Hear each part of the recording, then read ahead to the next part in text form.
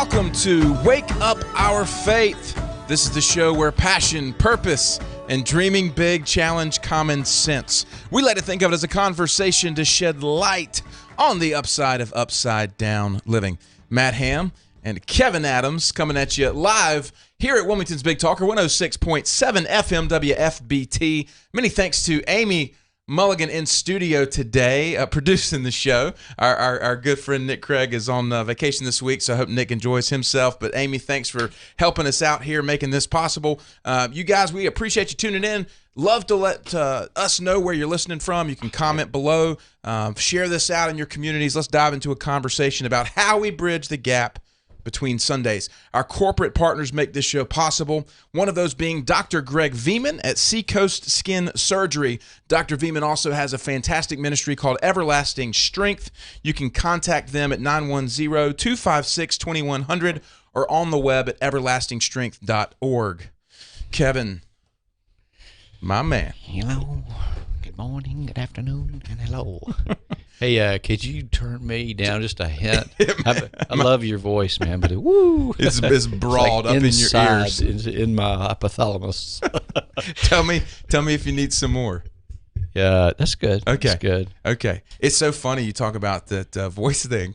I had somebody the other day, and I had no context with this person. And she was like, well, what do you do? And I said, well, I'm a speaker, and that's kind of how I explained it, She goes, I could totally see it. You have the voice. And I'm like, I felt self-conscious. I was like, I don't know what that means.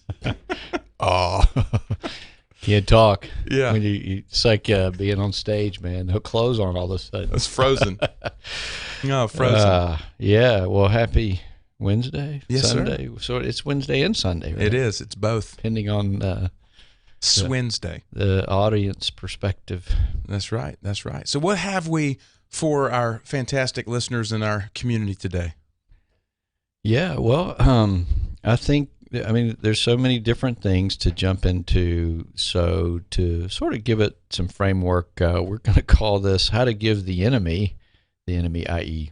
the devil, how to give the enemy a black eye. Call him Lucifer. Yeah.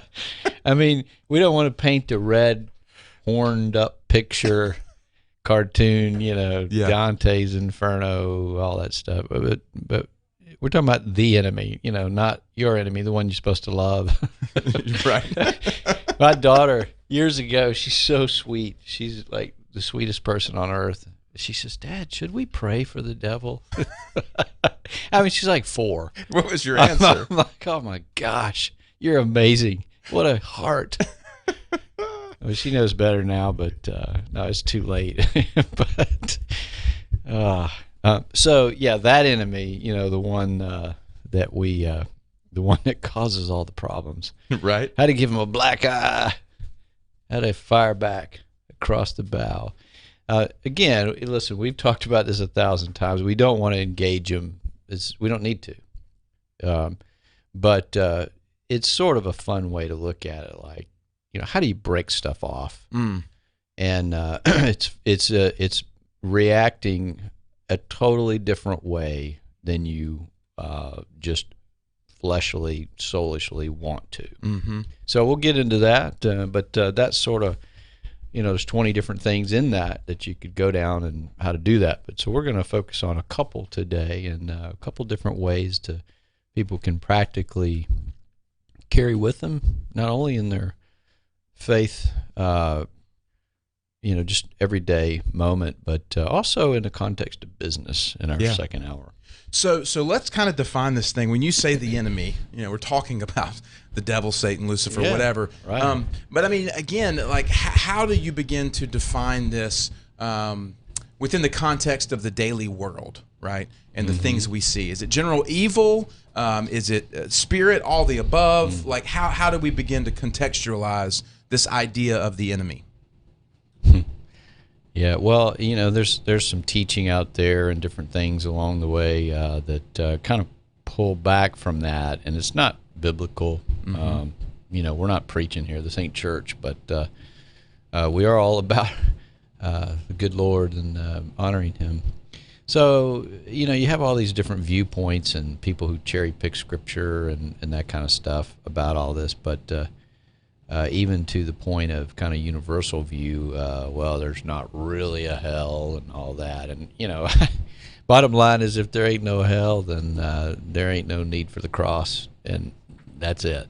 So you either go one way or the other on that, and I think that's our view. And so that said, we do have an enemy, and he's a worthy enemy. But we do have to understand and recognize that we've got an adversary, I guess, and it's not flesh and blood, it's principalities, it's a spiritual battle. So we have to do things differently in understanding that. We don't have to engage him. We don't have to strive and fight him and all that. It's not about that. And it's not even about like quoting scripture at him. Yeah, right. It's understanding his tactics. And I think, you look for great teachers in history, and you see, even in our fairly modern times, people like C.S. Lewis, the Screwtape Letters. One of my favorite writings of his, and not necessarily an easy read, but it gives you a perspective from the devil. I thought that was brilliant. I mean, that's an understatement. A lot of people think that and have well before we were ever born. But that's we're kind of taking a page from that idea and saying, hey, what's he up to? And here's how you combat that by flipping it around. Yeah. I think a point that I feel compelled to make is we have to recognize that our enemy is not our brother, sister, neighbor, whatever. And that's a kind of it almost goes unstated, but I just wanted to state it. Yeah. That we make people the enemy who are not the enemy. Right. Well, and that's true, and even especially in super close relationships.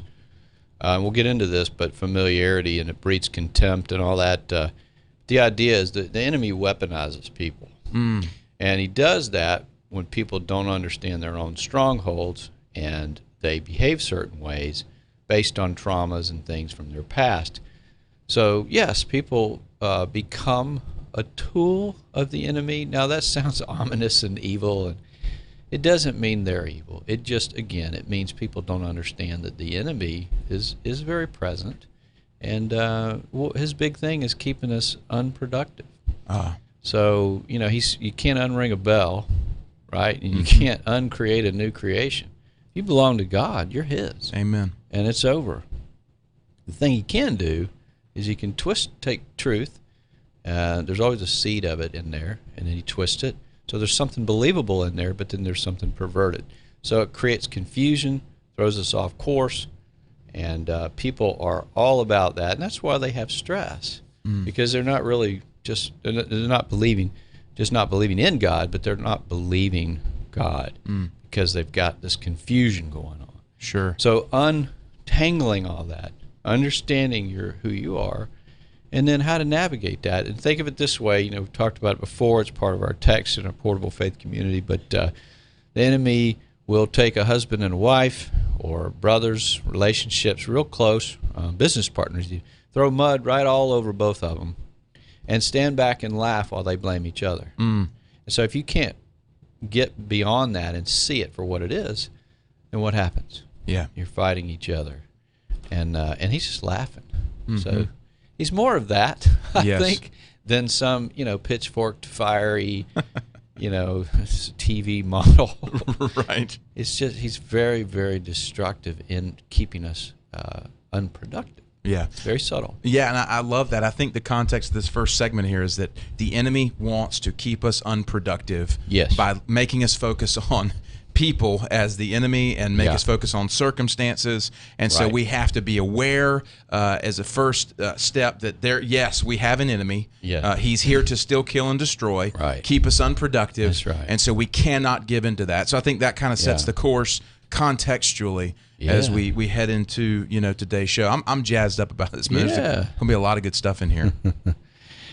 So and I guess we got, a minute or so? Yeah, about a minute. So we'll talk about familiarity. I think that's a good place to start. Okay. Familiarity is a very dangerous thing. we'll put it all in context. But becoming too familiar is a real a simple way to lose the potential or lose respect. And we see it in marriage and even with God. Yeah. We get too familiar with it. Absolutely. So what do you say, Uncle God? Yeah. That's what it reminds me. Yeah, we treat him, got to stop treating him like an uncle. He's not an uncle. We lose our inheritance. That's right. As a son. Amen. We're sons. He's a daddy. Amen. That's fantastic. Well, guys, Matt Ham, Kevin Adams, this is Wake Up Our Faith. We're going to take a short break. Don't go anywhere. We'll be back for more right after this.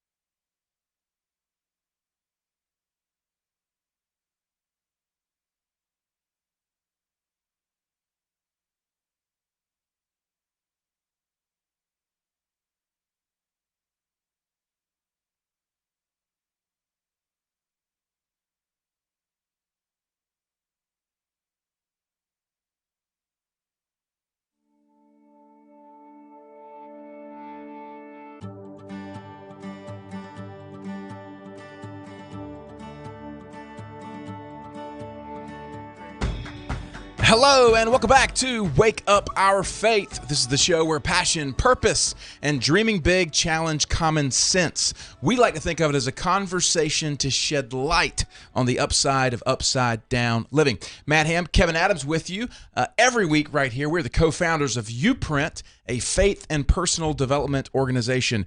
Our mission statement, our heart, our passion is to help you uncover your genius, discover your why, and live the life of impact you were created for. This show is all about bridging the gap between Sundays, talking about some faith topics, some practical application that you can begin to live this out more fully. And this show is made possible by our corporate partners, one of those being Melissa the Coach.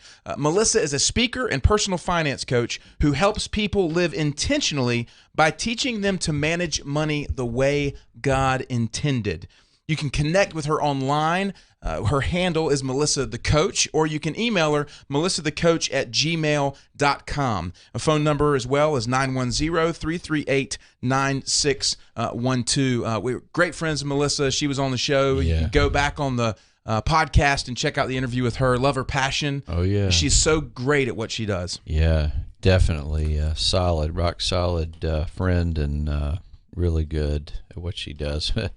Please give her a shout, and hopefully we can continue to open up some doors there, because people need that. Absolutely. They need what she does.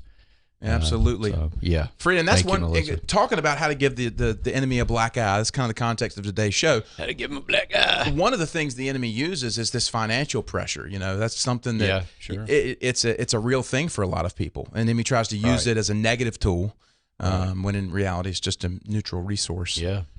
So Kev, we were talking about before we broke about familiarity. Familiarity. Yeah, well, again, let's look at this in the context of everyday life. We're God's idea. There's a lot of intention behind our lives, including geography, circumstances, timing, people, everything. Either God did that or he didn't. And if he did it efficiently, and he doesn't make junk. So there's no argument here. Excuse me. But when you get a hold of this, you go, oh, wait a minute. I'm God's idea.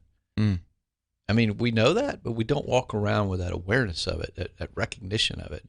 There's great intention here, and it's not a mistake. So what do we do with it?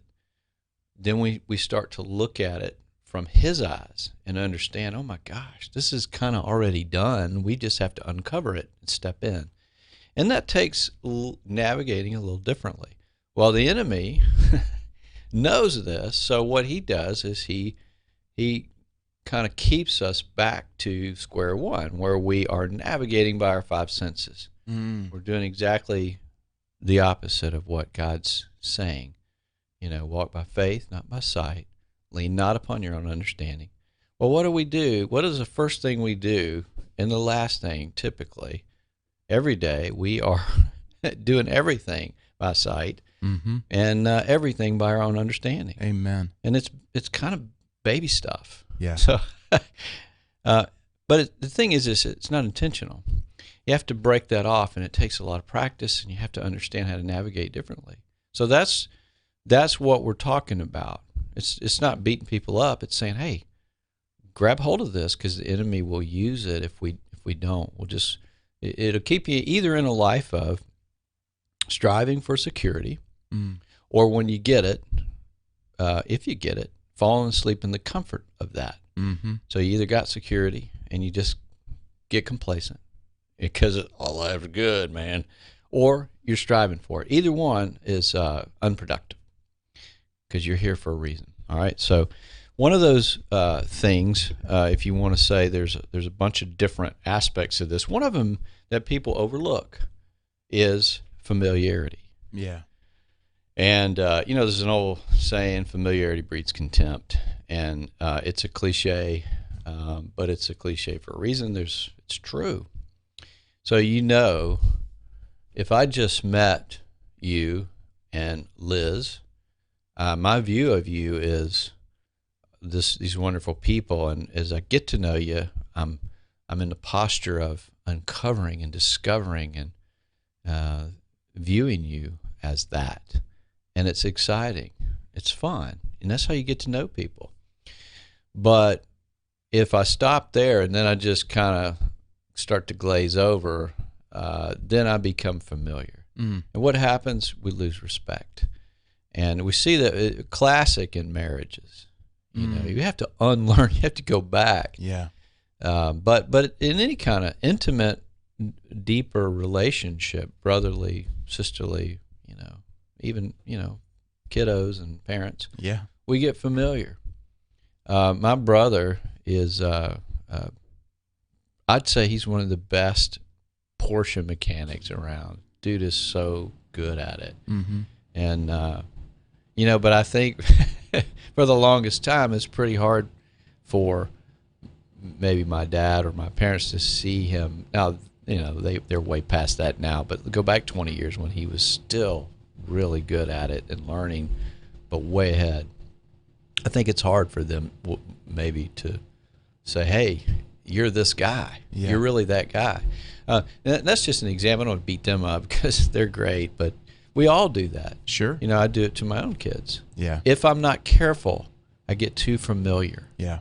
Does that make sense? No, complete sense. And it's funny, this morning I woke up and I felt led by the Lord to take my sons to breakfast, which is admittedly something that I'm not great at doing. I mean, it's just tough. Well, you got school normally, and then summertime, schedules are busy. But this morning I just felt like God said, hey, the schedule's open. Go spend time with your sons. Like, not the familiar, like, hey guys, good morning, love you. Like, go invest in your sons. Yeah. And I remember sitting down at the table with them this morning, and I was just looking at them in the eyes, and those little boys are growing up, man. Yeah. They're 8 and 7. And I just said, hey guys, tell me about your week.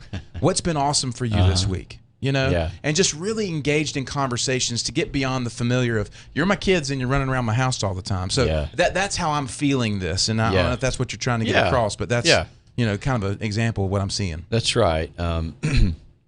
You want to continue to work at putting yourself in a posture of observation and being able to learn. You can always learn about people, but you kind of stop learning about them by accident when you think you know them, and then you let go and you don't learn anymore, and you miss out on the deeper things in that relationship. So it's kind of hitting reset, recalibrating regularly, especially with your spouse, and kind of taking the posture of, I'm not so familiar with you. We're not talking about being familiar with, like, I know what you look like, and I like all that. This is about your spirit, and we can talk about God too, because we get very familiar with Him, and we don't need to be. He's magnificent. He's too big. We have intimacy with Him, and we enjoy our company with God, and that's wonderful. But we can't kind of put there's no form to God. We can't put our arms around Him and contain Him. So when we start to do that to Him or to people, then we start to something else gets on the throne of our heart, and we start acting kind of like we know this already, the depth of it. And it starts getting icky. Yeah. So where does this? How does this begin to manifest in people's lives? Like, how does it begin to? What happens as a byproduct of this? Why is this dangerous? Yeah. Well, it's because the enemy. We're talking about the context here is enemy. I'm a big old wide context guy, but the enemy uses it, and he keeps us in a place of familiarity with God and with people, and he can exploit that and cause a thread of disrespect to unseat those relationships. And if you don't catch it, you can turn it into a failed marriage. You can turn it into walking away from God. All kinds of... Think of it this way. You got two parallel lines. One is God's will. One is our faith. Those things are lined up. They're moving and grooving together. But if the one gets just a little tick off, gets knocked, then it won't be long. It might be 10 miles down the road, but they're going the opposite direction, parallel. So we've got to continue to look at this, reset it, double check. So familiarity is an idea that most people aren't thinking about in churches, but it is very dangerous. Yeah, this is my seat. This is my seat in the pew. Right. This is my church. This is my pastor. I was born, that whole thing. Yeah, I helped build that wing on there. Over there. There's danger in that, because once it becomes familiar, you begin to become complacent toward it. Yeah. And therefore it has no power. Yeah. It's lost its power. Well, another way to look at it is arrogance and humility. Familiarity is a form of arrogance. Yeah. Relearning and reposturing yourself to learn about somebody from a place of humility and discovery is exciting, and it'll renew your relationships with God and people. Yeah, fantastic. Guys, Matt Ham, Kevin Adams, you are watching and listening to Wake Up Our Faith. I want to encourage you to check out our website, youprint.life, youprint.life. Back for more right after this.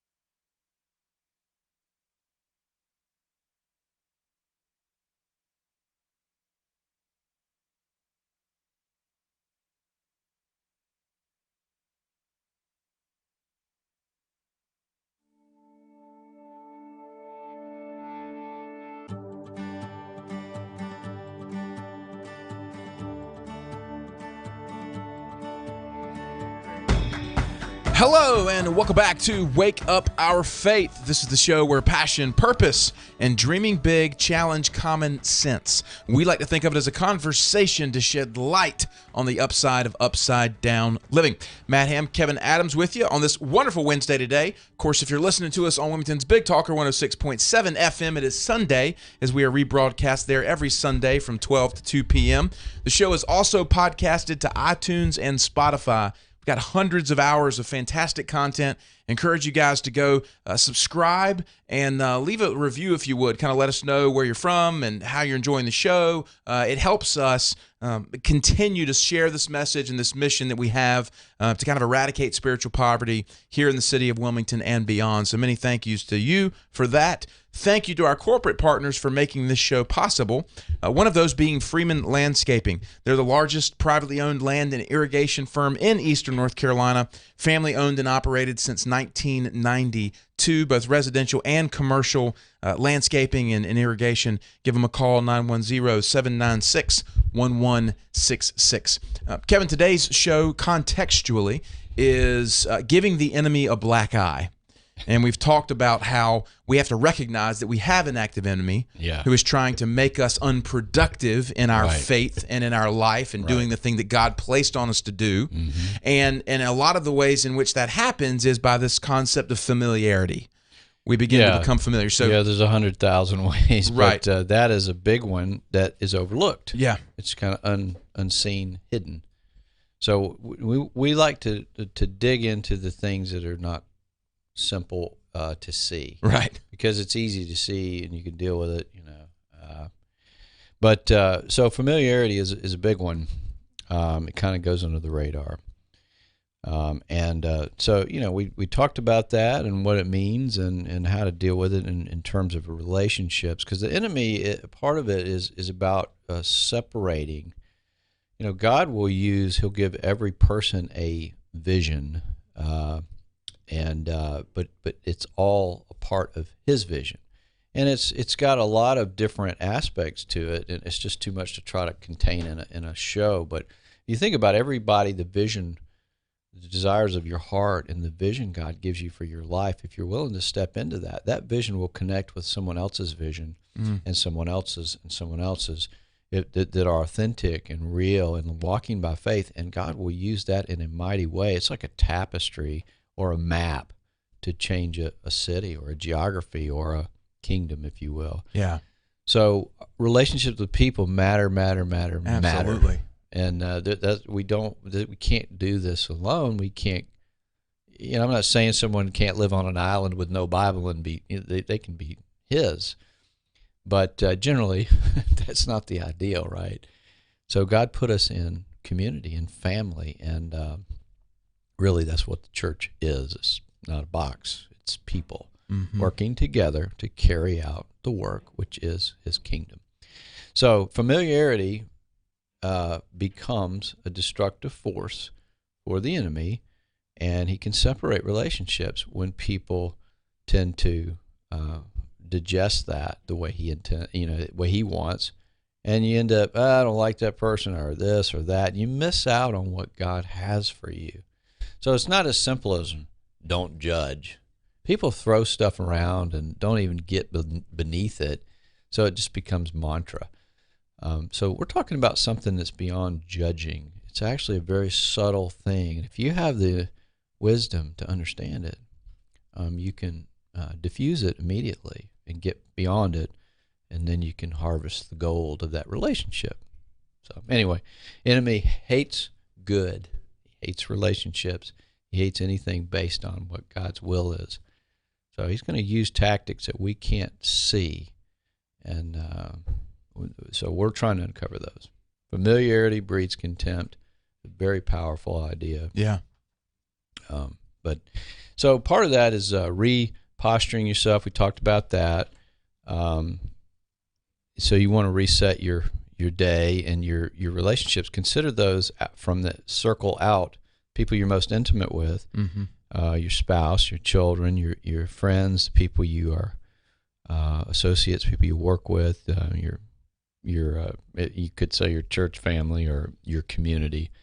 whatever that looks like, people that people you just love being around. Watch those relationships very carefully, but respect them in the sense that you're always wanting to come back to it, instead of, if you catch yourself, you're starting to complain, well, they always do this or that or the other thing, and start to understand, what do I want to learn? What can I learn about this person? How can I be a blessing to them? But how can I be blessed by them? Not taken from them, but learning about them. So you're resetting your posture. You're resetting it to a positive position. So if I get mad at you, sometimes I do, and vice versa, that's all right. It doesn't last very long, because we reset that. We go back and go, what actually happened there? And we look at it for what it is, and we say sorry, and we move on. That's resetting your posture. So it's not pride anymore. It's cutting through that. It's humility. It's integrity. But it's also putting you back in a respectful position. You're not so familiar now, like my hand is so familiar to me. I don't have any respect for it, right? Right. That's weird. But I need to maintain respect for you, instead of just, maybe having a day where I'm saying, what was that about? Or, getting into the spirit of complaint. No, I don't walk around doing that. Yeah, I'm just trying to be real clear. Sure. But, I do it with my wife and my best friends and people and my children. And so I'm using my own example. But I have to be intentional about saying, wait a second, I see what's going on here. God's showing me something. The enemy's trying to distract me by making me so familiar with these people that I lose respect for them. Yeah. It's subtle. It's not, this is happening. Yeah. You have to be aware of it. I know it's kind of pie in the sky. Well, this is an interesting thing. Like the picture that I have right now is we use dogs a lot on the show as imagery. I don't know why that happens, but it's a good relatable thing, because people, I remember when I was in high school, we used to have to walk from the high school to where we used to practice baseball. It's 13th and Ann. So you're walking from like Market Street to Ann Street, 3 or 4 blocks. And there's a lot of dogs in this neighborhood, and a lot of them were tied up to trees. And they're very aggressive. Very aggressive. And, at first you're like, what's that dog's problem? That dog's yelling at me. Yeah. But then you realize that, that dog may have been beaten. It may not have been fed well. Here it is chained to a tree, or whatever the case might be. Right. And that's with people. Certainly you have a heart for people. So, throw that side of the analogy out. But when you see someone who's on fire, who's very angry. I had a situation just yesterday morning. This guy comes in and he's just on fire, and he's cursing and he's whatever. And I'm just like, I wanted to go there. I wanted to be like, what's your problem? Kind of thing. But I go, man, he's wrestling with some deep stuff right now. He's got some really deep-seated anger that's manifesting itself this way. And I let it stay here, not get to my heart, so I didn't get angry with him, and just kind of go, man, my heart is for him, because he is really struggling with something. So I'm not going to take it in personally. Yeah, well, that's true. You have to say, I don't know everything about this person. I don't know what's going on, and you have to be intentional about that. But using the common language is like putting a scriptural Post-it note up and saying and quoting it every day, but not really emulating it. Absolutely. So this flips it around a little bit, and you look at someone, you love their soul, maybe not their behavior, but you see it the way God does, and you're constantly aiming to learn about the person. And when you have that posture, it doesn't mean it's always that way or it's perfect. It's just a better way to live. And people see it, and they gravitate toward it. And you can really, really build some great relationships on that. But the idea is step back a little bit, become unfamiliar again, reset the posture, treat that person as if there's a lot to learn about them, and that builds respect. I've had a lot of this leadership training that I've been doing, we give folks kind of some takeaways. I have a real practical thought right now. It's like, go take 3 people in your life that you have become familiar with. and list them out, Yeah. and then challenge yourself to say, how can I learn something more about this person? Yeah. Whether it's a parent or a brother or a spouse, like I would challenge the listeners to go pick 3 people Right. who have grown familiar in your life and really be intentional about those relationships and see what happens. Yeah. Well, that's right. And let's see here. We got. Yeah, we got about 10 seconds for the music, about 30 seconds for a break. So we'll come back to that. Yeah, I want to dig in more, but that's good. Good thought. Got plenty of time. Guys, we are talking today about how to give the enemy a black eye. Oftentimes in relationships, it's coming out of this place of familiarity, and we have to be kind of image bearers and be willing to go forth and carry this into the world. The world desperately needs it. We're going to take a short break. Back for more right after this.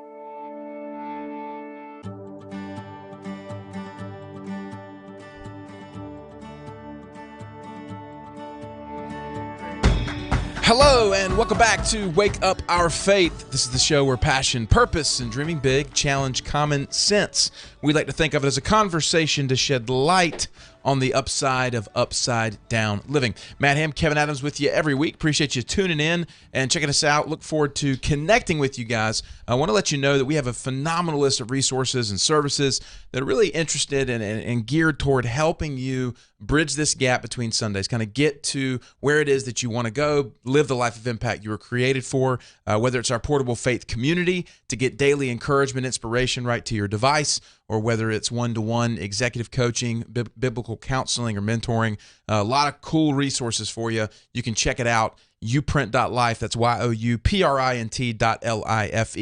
Our show's made possible by our corporate partners. Want to thank them for being a part of this. Chris Hutchins is our exclusive mortgage partner. More than 20 years in the mortgage business, a growing team, guaranteed rate. Give him a call, 910-344-0304. Kev, today we're talking about giving the enemy a black eye. And we've had some great combo. Let's keep going with this idea. What's another way, or where's the next step in this idea of giving the enemy a black eye? Well, I think just to kind of keep painting a picture that people can kind of view and experience and feel. If we look at the scripture, that we teach that, learning to feel the word, you've got to take it in your heart, kind of like a movie. You've got to go there and experience it. When you do that, you lock it in. So this is no different. And we use a lot of metaphorical, parabolic teaching, if you will, same way Jesus did. So here's an idea to think about familiarity. What is it about celebrity? And let's talk about ones that we like. We don't have to name them. We can, but and I want to come back around to this, how this relates. But if you take the idea of pick someone that you would love to meet or maybe have breakfast with. It's not hero worship, but just wow, So name somebody, and they can be dead or alive. It can be historical or whatever. I mean, this is all hypothetical, so it doesn't really matter. But if you got somebody in mind, I immediately thought of Denzel Washington and Jimmy Fallon were the two that came to mind for me. Awesome, both really cool guys, apparently. But I think that shines through. We don't always know, right? There's always the Bill Cosbys of the world. But that said, what is it about them? See, what would you want to do? You would not want to go there and just tell them about your life. What's the point, right? You would go there to listen, right? You would probably ask them 1,000 questions and learn from them.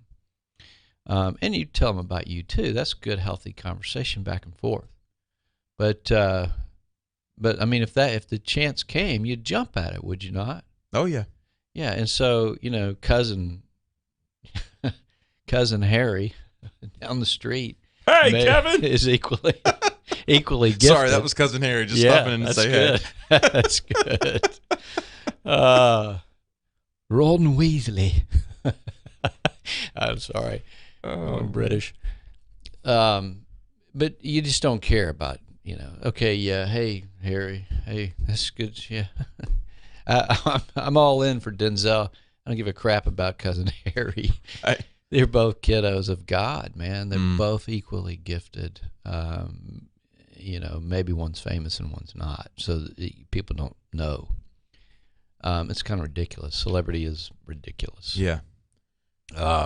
Well, because here the flip side of this, I'm thinking is it to Denzel, whether it's his kids or his wife? I mean, there's a familiarity there, sure. right? That's just Denzel, whatever. That's what I wanted to do is say, look, what if what if Denzel's your brother, or what if right. What if he adopted you and you're his kid? Yeah, you're going to enjoy some of that and the trappings of fame and money, but at the end of the day, he's just a guy. Yep. He's putting his deodorant on. He's probably overweight. He's just a guy. He's a great actor. He's just an amazing person. Very intelligent guy. But, you smell his underarms, and it's like, dude, put some deodorant on. It's the familiar. Yeah. So we've got to begin to, one of their things is treating everybody for the first time, especially like a world champion at something. We do that with celebrities. We don't do that with the people in Walmart. Yeah. We don't do it with the people who are so familiar with us. People at the library, in our own family, our friends. We enjoy them and stuff, but we don't treat them like world champions at something. We don't treat them like we would that meeting with Denzel. One of the things that it hit me years ago, God said to me, he spoke this to me, he said, I'm probably going to mess it up, but the idea here is how many people would get up at 4 o'clock in the morning if they knew Bill Gates was going to call, or plug in Oprah, whoever you want, whoever, famous person. If you don't like them, or, who cares? Pick somebody else. Pick somebody. Whoever that is. But let's say Bill Gates, because most people will go, man, I may not agree with everything, but I sure would listen to him. If he's going to call me at 4 o'clock, I'm getting up. Mm-hmm. Who would not get up for that call? So that's the thing. Well, what God's saying is, look, I call God, not Kevin. God calls every day at that time or whenever, and we just let the phone ring. Mm-hmm. We don't pick up, but we would do it. So we are more enamored with the heroes of the world than the one who created them. Why? Because we're so familiar with God and not even his creation. Now, think that through. That's a powerful thought. So this idea of becoming familiar with somebody, it's again, we're not talking about, oh, I've seen that shirt before, oh, good haircut, hey man, I know what you look like. We're talking about spiritually being overly familiar and growing complacent in a relationship, taking it for granted, whatever you want to call it. Well, I think the enemy moves you into a place where you devalue people. Yes, and, that's right. And in a way, you almost dehumanize them. Yeah. And you make them inanimate objects, and these people are a function of getting what I need. Yeah. And it's at its worst, it's this kind of Wall Street stockbroker syndrome where it's like you just use these people.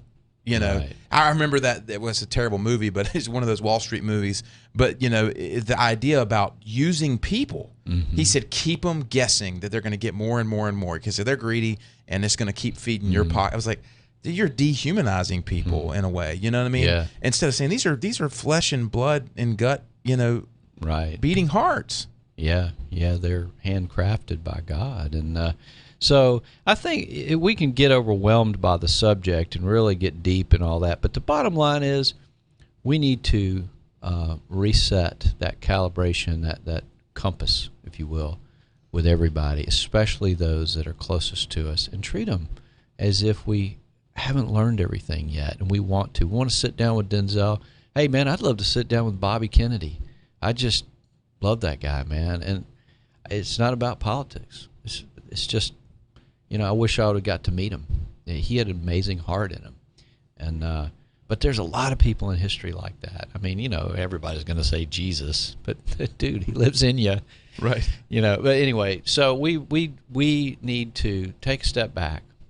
Remember that this is something God created, person, his child. The best way to honor God is to help and dig in and learn about that person and help them. Help them, encourage them, whatever your gift set is. So that's, I don't know, I think it's a big lesson. Yeah. But it helps heal and restore and build good relationships. You know what? I immediately think about, like, if there's somebody who's wronged you, somebody who's done something to you, somebody who's frustrated you, whatever. Talking about giving the enemy a black eye, and you said it earlier on about breaking something off. Yeah. If you can serve them in the midst of that, if you can go and wash their feet in the midst of it, that incapacitates the enemy. Yeah, it does, and that's it. You when let's say you somebody needs some help in a big way. And we're getting a chance to do that more now. When you do that, even if you don't have the ability to do it, or if it skins you, the widow's two mites is a powerful idea. When you can give that to somebody, it will break something off and it will blow open the doors, because the enemy doesn't want you to do it. And God's saying, do it anyway. And when you do that, so this whole familiarity idea is the same. Yeah. It's a conscientious decision. You're led by the Spirit, not by your will. And it's like a chiropractic adjustment, spiritual chiropractic. You get into that mode. More and more and more you practice it, you begin to really deeply appreciate God's handiwork in people. Absolutely. It's been a fantastic first hour today of Wake Up Our Faith on how to give the enemy a black eye. We're going to jump in hour number 2, and this is Faith in Business, talking about how we carry this out, where we spend the majority of your time. That is in business. Matt Ham, Kevin Adams, thanks for tuning in. Don't go anywhere. We got another hour right after this.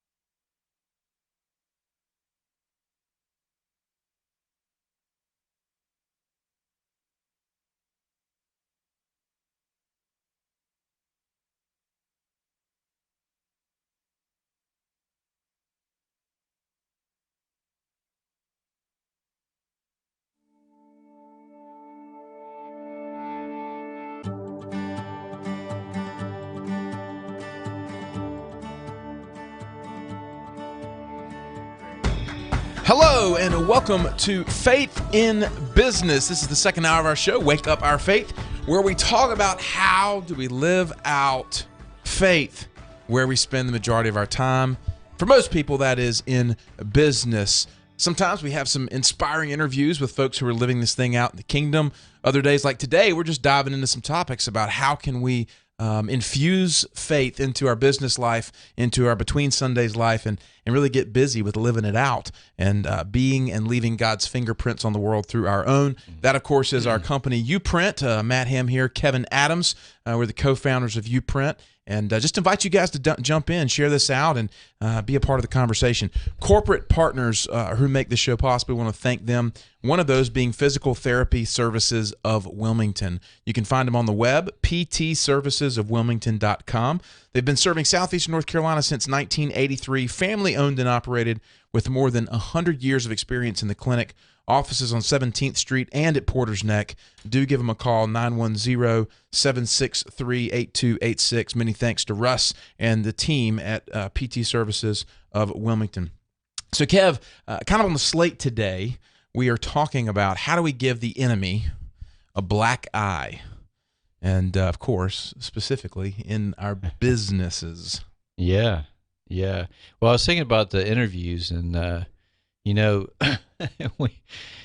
got some good ones, and we got plenty more to come, and we're constantly opening that up and working on that. And I just want to mention if anybody in our audience knows of somebody and wants to contact us, and somebody that's really living out their faith, and especially in their business life, let us know about them, because we want to highlight those people. And anyway. Otherwise, we can interview Moses and Peter and Esther. All the above. So you can kind of pinch hit for. you can be the runner. I'll step in. I'll be Peter. Yeah. And you ask me some questions. Of course, you know my version of Peter is Matt Foley, motivational speaker, right? Yeah, give us some of that. Go ahead. Woo-wee, Kevin. Here we are. We're going to build us a house for Jesus and one for Elijah. That's great. Look at guys, it's Kevin Adams. Yeah. He's a big author guy. Look at him over there. Oh gosh. If you take the lid off this thing, it's going to go way. Good, it'll man. jump in that river out there. So healing. We're just gonna burn it all down, and we're gonna camp out in the ashes, man, and let God build something great out of it. So that's right. You open that thing up and go. But man. Interviews are important. But sometimes, the in-betweens, we want to kind of carry the topic that we were talking about in the first hour. So definitely, if you have a chance, listen to both hours and both podcasts, and they're typically always connected. But so carrying on with the hour one into this, how to give the enemy, i.e. Satan, a black eye, is getting him behind you, getting him out of your focus, out of your periphery. You don't have to engage him. You have to understand his tactics and move forward with clarity about that. And that's how you do that. That's why Jesus said to Peter, or through Peter, to the enemy. The enemy had weaponized Peter's mindset. Peter wasn't the enemy, but what he was saying wasn't from God, even though it sounded sweet. No, that can't happen. He said what he said. He said, "Get behind me, Satan." So when you really picture that, when you take that parabolically, what's the underside of that? What is God trying to unearth in teaching us that? He's saying the enemy has no place in your focus. And when you're counting it all joy, there's no room for the enemy. So anyway, this is where we're coming from. How to get to that place and stay there, or at least the mode of that place, is to understand some of the tactics. And there's so many of them. He's been around a while. So in the context of business, we want to be a little more practical. I think in business you don't have the same kind of time frames and quiet times and all that. So there's a difference, even though it's sort of the same thing. So we try to get a little bit more quick and practical about application. So let's talk about the whole familiarity thing. Familiarity breeds contempt. Well, let's look at that from a place of just daily relationships, interactions with people, whether they're clients, whether they're subordinates, managers, people that we work with in whatever capacity. And they may not be our spouses or close friends, but they're people that we have close relationships with, regular, consistent relationships. So in that, what are some of the things that you come up against? And these are not, we're not talking about bad habits. We're talking about things that kind of are typically unseat, or they'll throw a relationship off course, even from the beginning. So I'll give an example, and anything you can chime in. But let's say you've got someone that you maybe you just met, or you are sitting down with for the 20th time, but because you're not in the posture of respect, you may assume. So we're talking about making assumptions. Okay. Now, there's a age-old saying, what that does, assuming. First time I heard that was in the Bad News Bears in the 70s. Assuming makes an ass out of you and me. Right. Assume. It's a great saying. I don't know if it comes from that movie, but surely, we haven't forgotten that. But making assumptions. So for instance, if one of the guys that I'm working with, he lived in England for a pretty good while, and very much very intimate with life there. Well, if I don't have appreciation, if I'm too familiar stepping into this because maybe I have some wisdom and a little bit more life experience, I've been to England, so I can speak about England. All right. Now, I don't know a lot about it, but I spent, a few weeks there, and I've been over a few times. So I may sit down and immediately start talking about what I know about England without recognizing this young man lived there. He knows way more than I do about it. Now, people do that to you all the time, and overlooking that is tough. Sometimes it makes you mad. But this is something we see in those daily business relationships. The overwhelming character that comes into the room and makes a bunch of assumptions, that you that you don't know this already. Sure. And you can do that based on age and all kind of just immediate familiarity viewpoints. Does that make sense? Is it kind of that old adage of like, well, back in my day, we used to walk, I know what it's like to be a salesman. Is it that kind of thing when you get like a boss coming in, like assuming he knows how difficult your job is because he's done Sure. it? Is it? I mean, that's the I first think that's thing. part of it. Okay. Yeah, I think that's a good example. And that one's a kind of an easy one because it happens very often. And there may be some truth in that. But I'm going a little further with it and even saying, if I sit down with you and I think I know what it's like to have cancer removed from my skin, or what that period of your life was like, just because you're young and healthy looking and I'm quite a bit older than you, I could easily step in and start talking about that like I know. And, even if I did know a little bit. And what that does is, what would that do to you? Now, we're not talking about me and you. We're just talking about hypotheticals. In general, sure. How does that make you feel when someone does that to you? Yeah. It makes you feel insignificant in a way. At least that's the thought to me. Yeah. It's like your story doesn't matter. I know what your story's about. I know who you are. Yeah. It kind of puts you in a box and makes you feel very common and, not unique.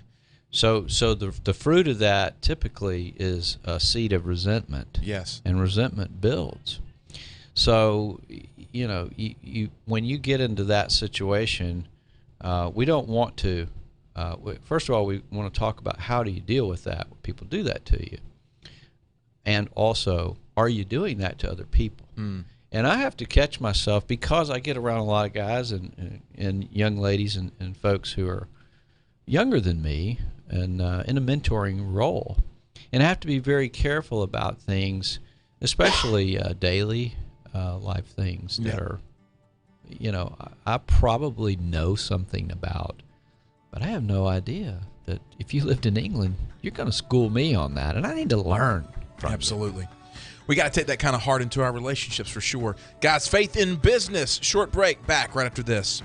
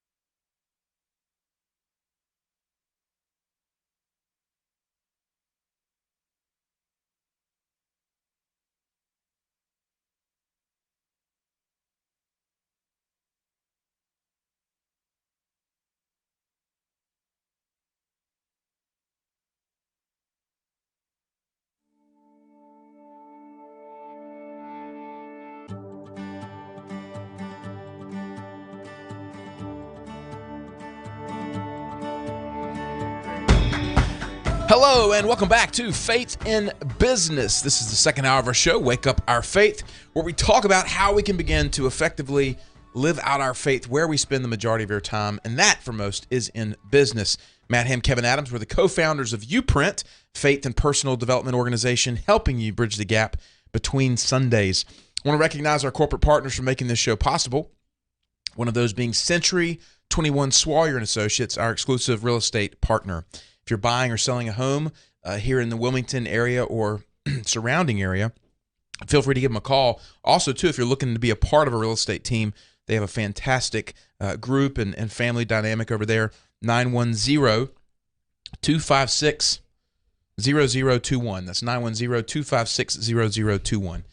Today, Kev, we're talking about giving the enemy a black eye in our businesses and our relationships and so forth. Mm-hmm. And so let's carry on with that thought as we dive into the second segment here. Yeah.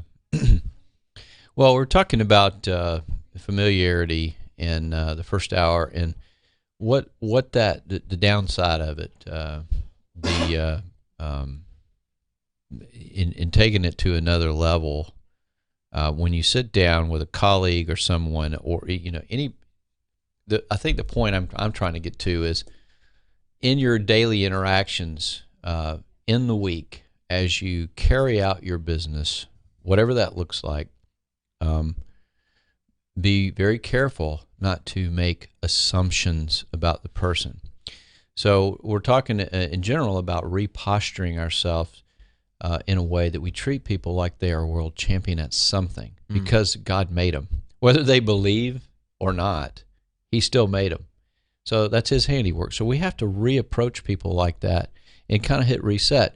One of the signs of strongholds, fears, traumas, difficulties is people making assumptions immediately.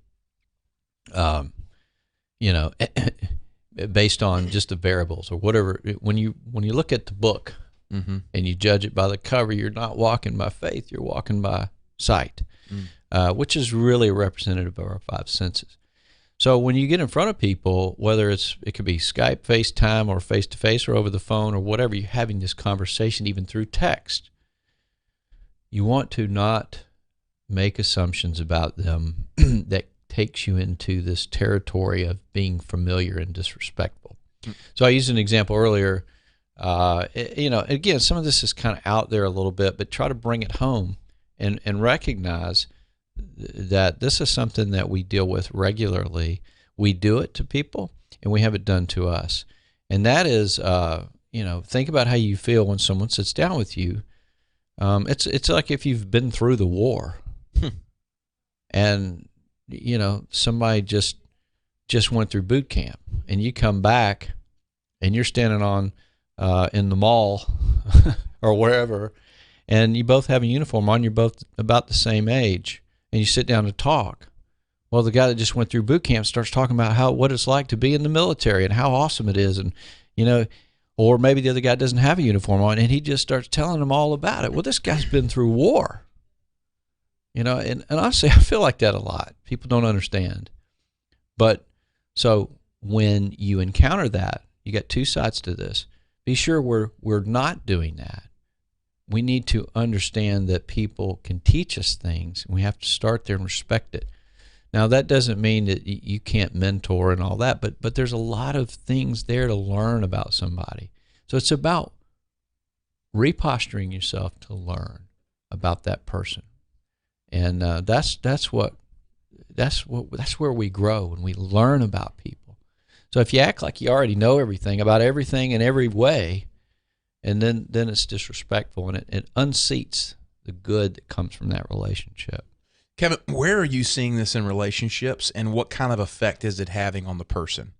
Like, bring us into an example of, because most of what we deal with is that we tell us all the time, stuff we experience. Sure. And of course, you don't have to use names or whatever, but tell me about where you're seeing this and the problems that it's causing the person that they don't even realize. Yeah, and I see it a lot too. I mean, I think we can all be tempted to do that, but you mature, and then you become aware, and then you're clear about that. When you go into a relationship, you remember who they are and whose they are, and that helps. The other side of that is when it happens, how do you deal with it? And there's a lot of people that we walk with, and there's some things that need to be broken off, and difficulties, strongholds, origins of these things, fears. They come from somewhere. I got to prove myself, and a big one is being very defensive. If you get around somebody who's really defensive, it can be toxic. And what does that mean? They are taking up offenses. They're offended at everything. It doesn't matter what you say. They're going to say, "Well, not really," or "No," or "Well, not exactly." You can't even get to a point of agreement with them. The sky is blue. Well, yeah, it was. It's not right now. It's a stronghold, and we're not talking about a healthy friendship conversation where you may have a slight disagreement or sharing opinions. We're talking about being in front of somebody and listening and learning. So we got both sides of it. I've been jumping back and forth, but what I see is a lot of that. So it takes patience to work through that. I think what we're trying to do in this environment, in this business community, is to remember people are still people, and we have to have great patience with them. We have to treat them like world champion, not just quote scripture and act like we're super Christian, but remember each person is made by God, even if they're assuming. I had somebody the other day I was talking to, and they were telling me all about ketosis and low carb and all this stuff. And, I'm like, dude, 30 years ago, I built a whole website over this stuff. I want to say that. That's my flesh. I didn't say a word. I just took it, just listened. My wife is a nutritional expert. She's research queen. It doesn't matter. We don't have letters behind her name, but we know all this already. But if somebody feels the need to tell me that stuff, as if I've never heard of it, it bothers me. But I'm mature enough to go, what's going on here? You need to prove something. You need to show your knowledge. You need to expand. So how we treat that when it happens to us, we can do it the way God does it. We also need to be careful that we're not doing that to people. So we want to be unfamiliar. We want to take the posture of study and learning about the person. And we also want to remember that when they are assuming things about us, that if we're not patient with them, we'll join them in their stronghold, in their stress. Do you want to join a 6-year-old in his argument? Or do you want to gently lead him out of that? You see, so the way to diffuse is to be patient, to listen, to gain trust, and to use wisdom. You don't lead people by joining them in their, the ping pong match of, well, you did it, well, I did it. It doesn't work. So an area that I feel like this is very common, especially among men, especially men in business, Very competitive. It's a competitive. And so it's like, if I'm giving you a hard time, you know what I mean? Say, this is not, but Kevin, see, you got your shoes on today, man. Look at you with your new shoes on, all that kind of stuff, right? And then you come back and you say, yeah, look at you with your new haircut. It's this constant picking. Yeah. And I think about fantasy football and all this culture that these guys are in. Yeah, that's good. And a constant picking, pick. And I'll never forget in my old career when I was kind of in this hybrid place of trying to start Uprint, trying to step into who I felt called to be, and I would be doing a video or something like that and say, what you doing out there, man? Making another video? Yeah. And I'm like, what are you doing? Eating another Twinkie? Or whatever. Yeah. Right. So let's talk about this, because I think that is a reaction. That is rampant. Yeah. In men culture today, and it is not. Yeah. Well, and see, that's what's important about that, and we come right back to it. Is it's based on assumptions. It's based on, I know, well, you don't know that my so and so just died and gave me these shoes. You don't know that, so you're just joking about my shoes. So if I'm a rear end back to you because it hurts my feelings, I'm going to react. So that's human nature. That's broken human nature. That's not God. Jesus diffuses things. So if you notice that when you say to a person when they've said something to you and you take the high road, if someone criticizes you and you just say, hey, I love you. Well, and then they go, well, I didn't mean it. You diffuse it, and you can do that every time, unless the person is truly insane, right? But I mean, 99 times out of 100, most people are not insane. They just feel that pain, and you don't press that pain. You encourage them. So when we talk about that, we come back. Guys, this is Matt Ham, Kevin Adams, Faith in Business. Back for more right after this.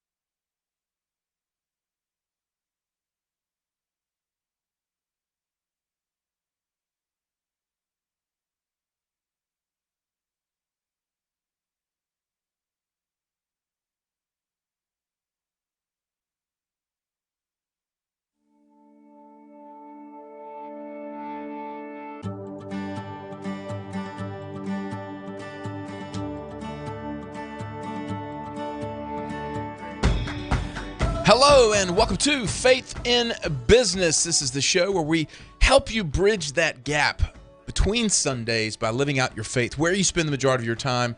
Most that is in business. Matt Ham, Kevin Adams. This is the second hour of our show, Wake Up Our Faith. The show is made possible by our corporate partners. We want to recognize and thank them. One of those being the Honeycutt Group, our exclusive insurance partner.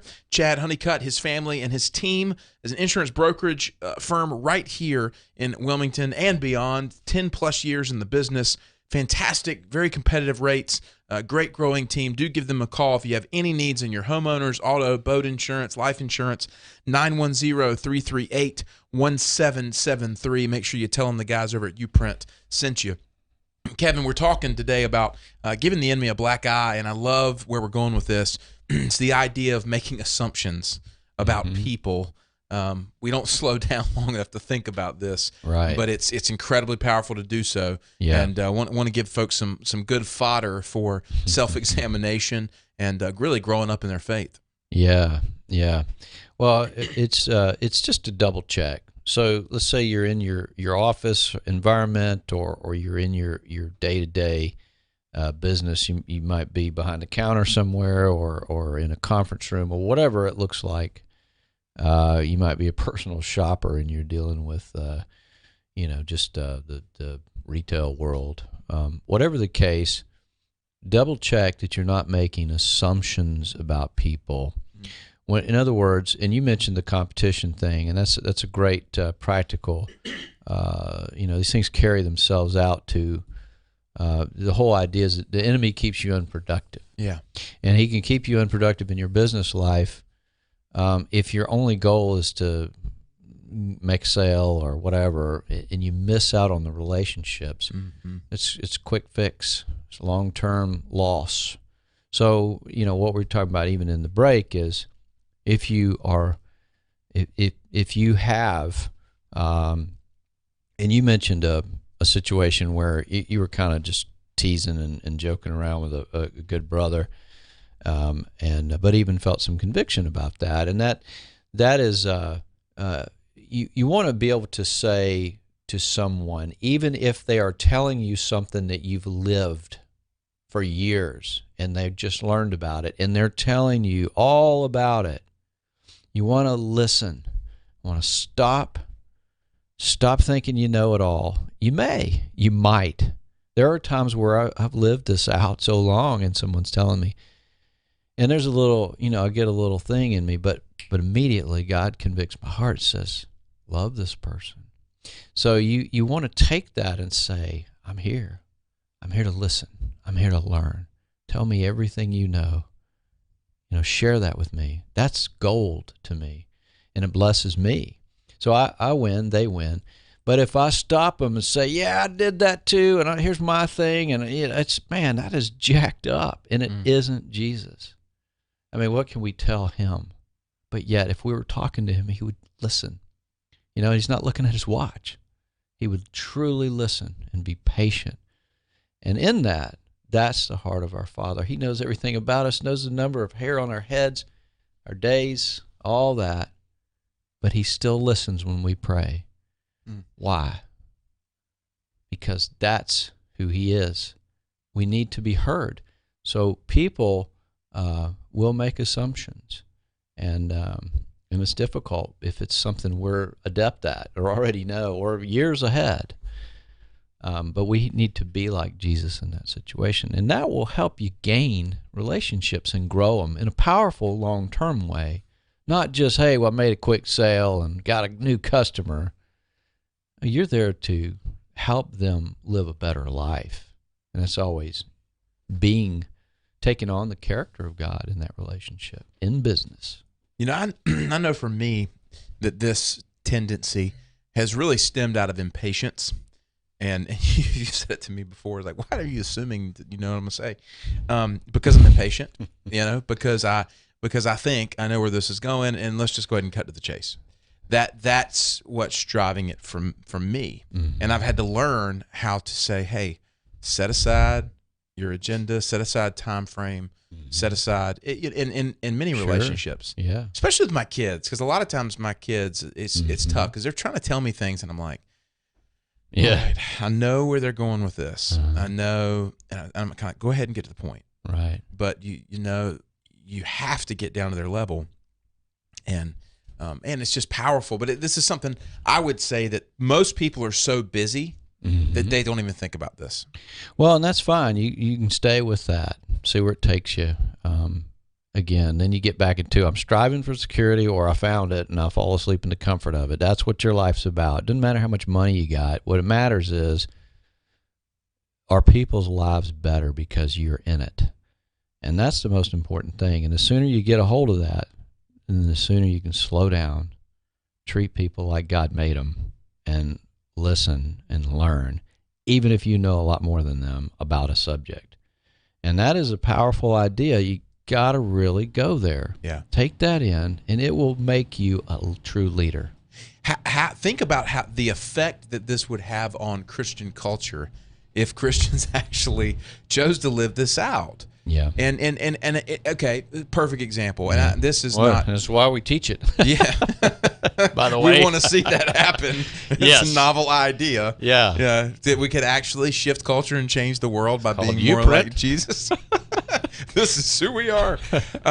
You know, I found myself with a gentleman who's sitting on the side of the road, and all appearances, you know, this guy's homeless, down on his luck, Sure. probably an addict, and that assumptive thing starts happening. And immediately Holy Spirit said, stop. You know, and this is, I'm not tooting my horn, I'm just saying this is an example of what we're talking about. Yeah. He said, be available to him and go ask him what he needs. And I just sat there and I listened. And I'm not very good at this traditionally. I'm thinking about something else. I'm not paying attention. But gosh knows, like the power in sitting there and being open to hear someone's story. Like, why are we not doing this every day? So we're so dang busy with other crap that doesn't matter. And this is Right. the opportunity. There's a ripe field for the harvest. And we're so busy we don't slow down. We make assumptions and we move beyond it. Yeah. Well, it's the only way to learn is to listen, not talk. You don't learn by talking and thinking you know everything. You learn by listening. So we have to get into that mode, whether we know more or not. And it takes time, and it usually takes pain. But it's about being the same person at 3 o'clock in the morning, 6 o'clock at night, and being that in all situations. You are, what is love? Patient, right? Keeps no record of wrongs. Take that definition and plug it into your moment. You're not loving somebody when you are making a bunch of assumptions about them and not even listening. I mean, there's all kind of levels of healing and cathartic encouragement that comes even if that person doesn't know at all what you know, but just letting them speak it, letting them get it out. Then you've built a relationship. In sales you might call it a warm lead, but it's a true relationship. However you want to look at it, it's not manipulative. It's just being Christ-like to people. And when you build those long-term relationships, your business will grow. Absolutely. And there's no doubt about it. And so this is leadership, but, the idea of being familiar, impatient, making assumptions, and just hauling through to get to the point. It's like saying, I see the Bible, it's God's story, I'm done. He did it, it's over, no point in reading it. Well, that's ridiculous, right? It's like filet mignon. Sorry for all you vegans. God likes meat. Made it. He likes the smell of it. All right. So I'm being funny. I'm trying to be. But it's like filet, right? You don't want to just go and it's not a shot glass. It's not milk. You want to savor every piece, chew it up, take it in. And when you do that, man, you will grow exponentially, and the tortoise will win every time. So patience is godly. And I'm saying it having been a most impatient, crazy, I know you said that kind of stuff about you. I used to be that way, and you've grown through that as well, and we have to. because we're kids until we're not. We grow up. But anyway, making assumptions, just double check yourself. Am I assuming something about this person? And if they are assuming things about me, how do we apply love to that, grace to that? Just let them say it. Let them get it out. So I want to walk through this thing in our, I guess, our next segment. We'll close out with this thing. I'm excited to see whatever it is. This thing. Capital T. Oh, me. Guys, this is Matt M. Kevin Adams, and you're listening to and watching Faith in Business. We're going to take a short break. Be back for more right after this.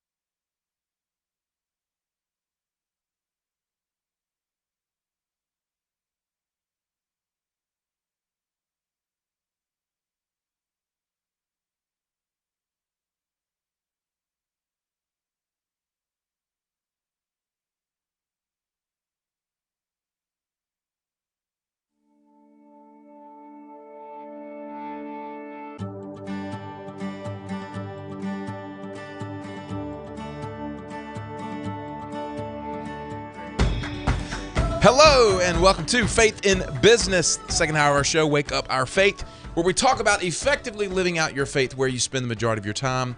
And for most people, that is in business. Matt and Kevin Adams, we're the co-founders of Uprint, a faith and personal development organization aimed at helping you bridge the gap between Sundays and live the life of impact you were created for.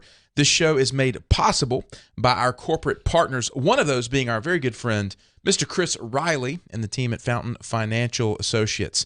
They are in the business of giving clients and families a better life. Make sure you want to give them a call if you have any needs in regards to your long-term financial strategy, financial plans. They like to think what they do is called keeping promises. And Chris certainly is a great guy to do that with.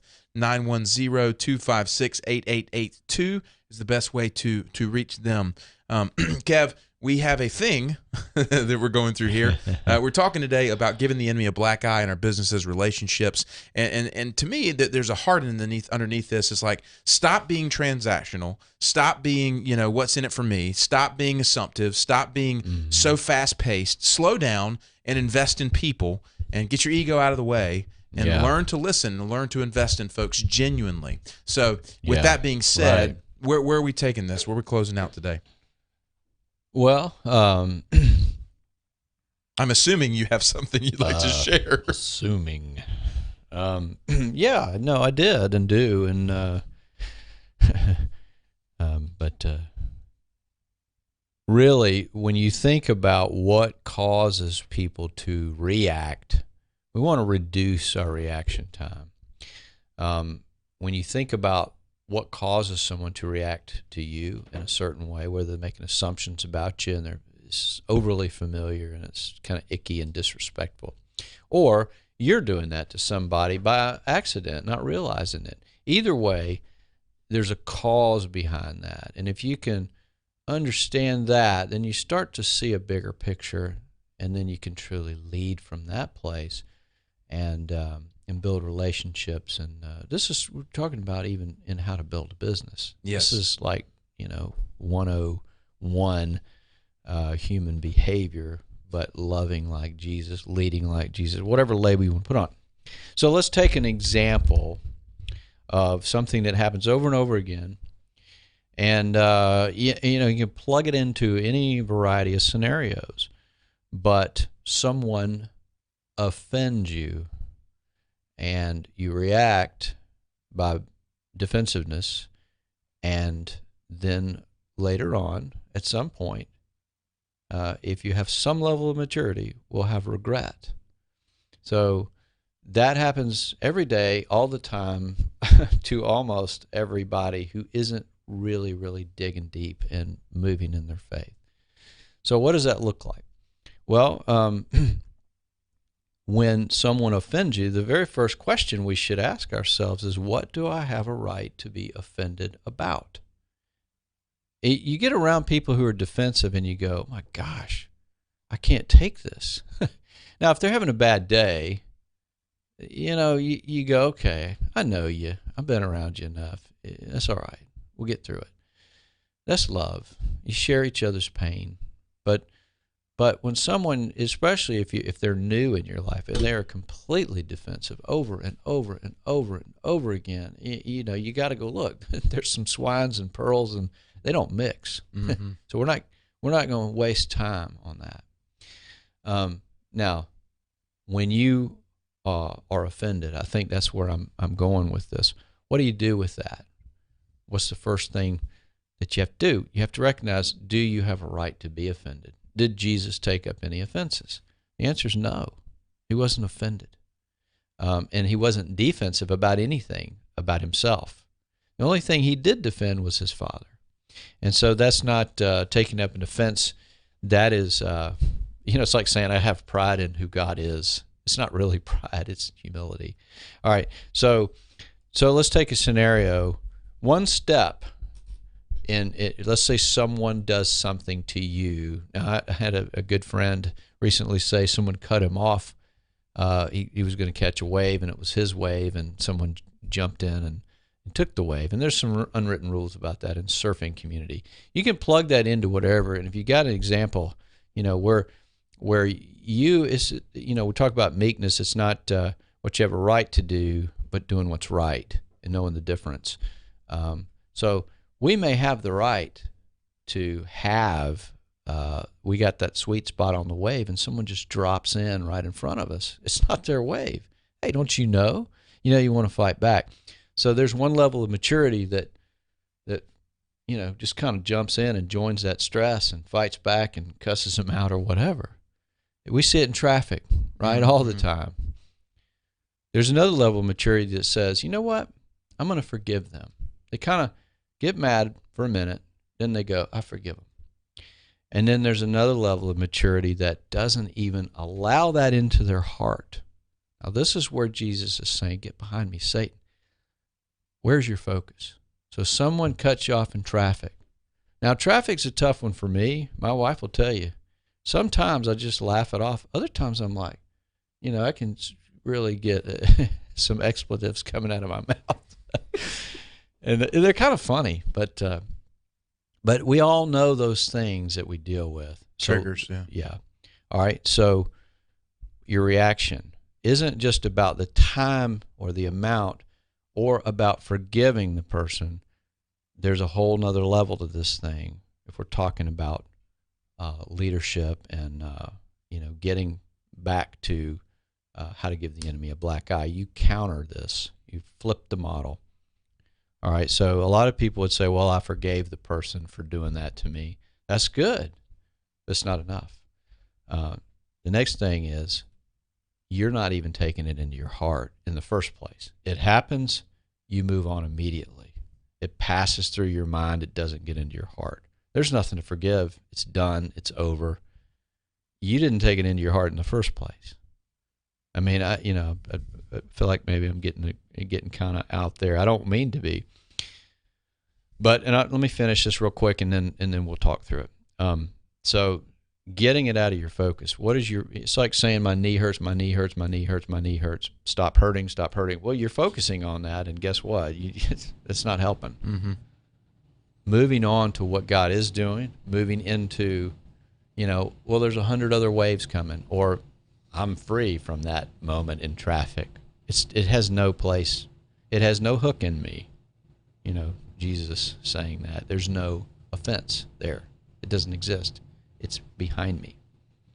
So the next level of this is, and this is a big one, blessing that person. Doing for that person what they will not do for you. This is truly Jesus. When you are getting through all that process to the point where your maturity is you are actually giving that person a place in traffic. You're giving that person a wave. You're just giving it away. When your mom's critical, and I'm not talking about you, Matt, or Mary. I'm talking about anyone. Sure. If your mother's critical or your dad is, aloof or, any common thing, you bless them back by doing for them what they will not do for you. And it diffuses and breaks off that stuff. And it opens up everything. It's like giving somebody something you've given them what you got. And you break that off and God blesses you and them. So it's counter. It's not reaction. It's not flesh. It's not even soul. It is spirit-led black eye giving. It's Rocky and Forrest Gump and Samwise doing the thing that you're giving that away. You're doing for others what they will not do for you as a measure of breaking the enemy's back. Because of where your faith lies. Yes. And it diffuses. Again, unless they're nuts, and there are nuts out there. I mean, you got to stay away from people who are jacked up on some kind of chemical. Just stay away from them, right? I'm trying to be funny. But how many people do things that offend us all the time in traffic or wherever, anywhere, in the office, saying that, what you were talking about earlier, where there's competitive banter even, and it gets beyond affection and gets into weird competition. But I did that. You know how that adrenaline pumps when somebody's telling you something that you've already lived out, and the adrenaline starts pumping. Whew, it's time to stop. Let it out. Let them let it out. Yeah. Don't cut them off. Don't jump in. Don't do that. It's not Jesus. Mm-hmm.